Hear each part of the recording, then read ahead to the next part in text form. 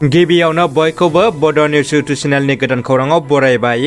नोंथांमोननि थाखाय बे समाव माखासे खौरां लाबोदों। भिडिअखौ जोबजासे नायलांनो दाबाव आरो चेनेलाव गोदानब्ला अन्नानै साबस्क्राइब खालामना बेल आइकनआ अलाव होनानै ला आरो भिडिअखौ लाइक कमेन्ट शेयार खालामनो गुरै खावलायबाय। दानिया फैदो दिनैनि खौराङाव।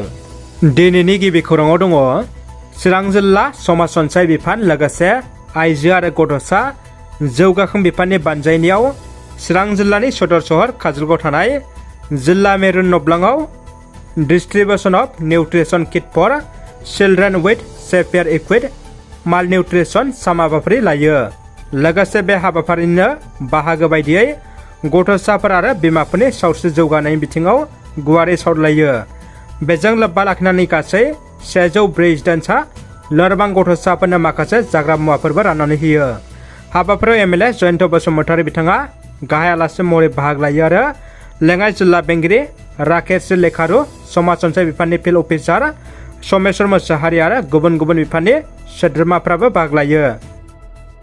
जोबोद दुखुनि खौरां, बर' सावथुन आरो एलबामाव फेस्ला फाव खालामगिरि सान्थि गयारिया बे बुहुमाव गैलिया।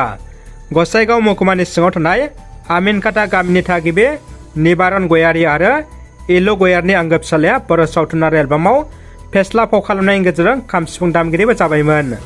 लोगोसे बर' सावथुन आरो एलबामाव खामानि मावबोनाय सासे जाखांफुबोनाय राफोद लाइमोन सेंग्रामोन। नाथाय दुखुनांथाव खौरां, सान्थि गयारिया मैया फुंबिलिनि 9:30 रिंगायाव थै थाबथानाय जादोंमोन।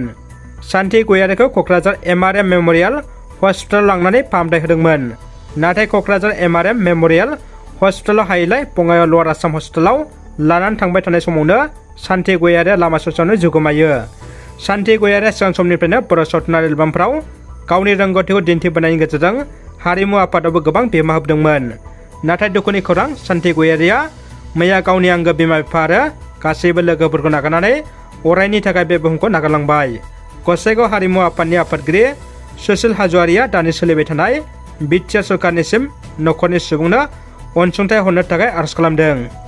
बर' कचारी अनसाय गावहायुङारि खुंथायनि मावख'आव धेमाजि जिल्लानि सिङाव थानाय गासै माहारि आफादफोरखौ लानानै गामि सोसननाय, मोनफ्रोमबो गामिखौ मोजां नोजोर होनाय, BKWSनि सिमा आरो बियाब दाफुंनाय, बर' बिजोंनि सोलोंथाइ जेंना बायदि बायदि जेंनानि सायाव सावरायदों। खुंथायनि सरकार आरो जिल्लानि सिङाव थानाय गुबुन गुबुन माहारियारि आफादनि दैदेनगिरिफोरजों सावरायदों। बर' कचारी अनसाय गावहायुङारि खुंथायनि बियाबनि ड्राफ्टखौ डिपार्टमेन्ट अफ ट्राइबेल एफेयार्सआ 4 मेआव फोसावनाय गामि सोसननाय, दानख'नाय आरो बियाब दाफामफिननायनि सायाव अएसडि चक्रेश्वर गयारिनि मासि सामलायनायाव धेमाजि जिल्लानि सिङाव थानाय गुबुन गुबुन माहारियारि आफादनि दैदेनगिरिफोरजों गुवारै सावरायदों। मख'जाथावदि बे सावरायमेलाव BKWS खुंथायनि गाहाय खुंगिरि मिहिनेश्वर बसुमतारी, कौस्टि बर' सुबुं आफादनि आफादगिरि मनरन्जन बसुमतारी, बिटिआरनि बायजोनि बारग' बेलटि अनसाय आफादनि गाहाय नेहाथारि बिस्ति राम नार्जारी, धेमाजि जिल्ला एबसु इउबिपिअ आबोब, जनाय जिल्ला बर' थुनलाइ आफाद आरो बोखावै लखिमपुर जिल्ला बारग' बेलटि अनसाय आफादनि दैदेनगिरिफ्राबो बाहागो लायो।